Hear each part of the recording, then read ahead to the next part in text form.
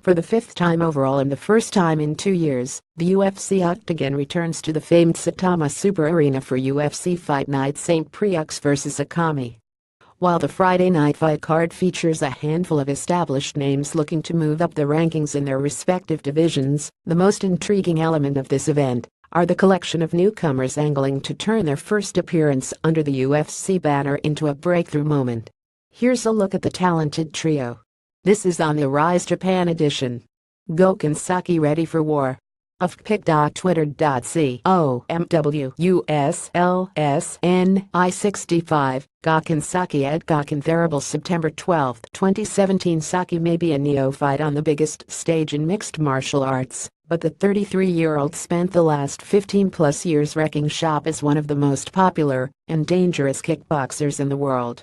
A champion under both the K1 and Glory banners, Saki posted an incredible 83-12, North Carolina record, and has shared the ring with a who's who of kickboxing luminaries, including Tyrone Spong, Rico Verhoeven, Badr Hari and Daniel Guida.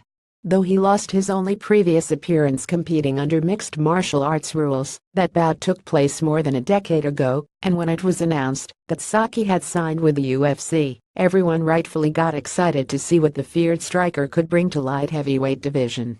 For his first foray into the Octagon, the Rebel squares off with Henrique da Silva, the 28-year-old Brazilian Frankenstein who debuted with a pair of second-round stoppage wins before incurring 3 losses against a trio of 205-pound upstarts.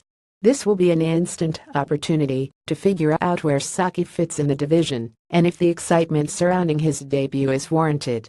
With the light heavyweight ranks currently in a state of upheaval, an impressive opening salvo from Saki could fast-track the established star, while a loss would knock the hype train surrounding the kickboxing crossover off its tracks. Sayuri Kondo. Much like Saki, Kondo enters her Octagon debut with an established reputation crafted outside the world of mixed martial arts, though the 28-year-old Japanese newcomer has also amassed a perfect 50 mark since beginning her MMA career in April 2016. A world champion in organizations around the world, Kondo first built herself into a superstar as a professional wrestler.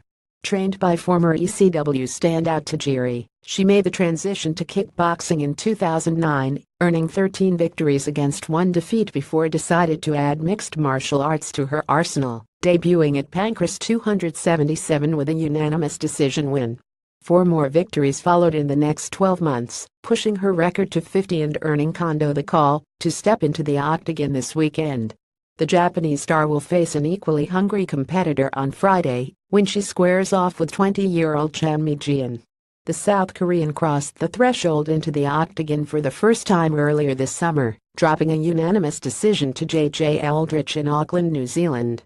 Already 0-1 in the UFC, you can be sure Jian will be bent on playing spoiler in this one.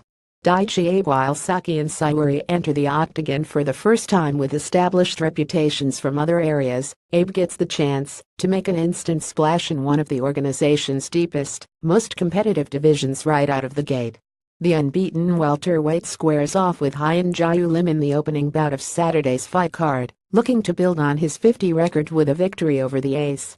Lim has split his first 6 appearances under the UFC banner and has dropped 3 of his last 4, but a closer examination of those matchups shows he's faced a trio of talented welterweights in Tarek Safieddine, Neil Manny and Mike Perry.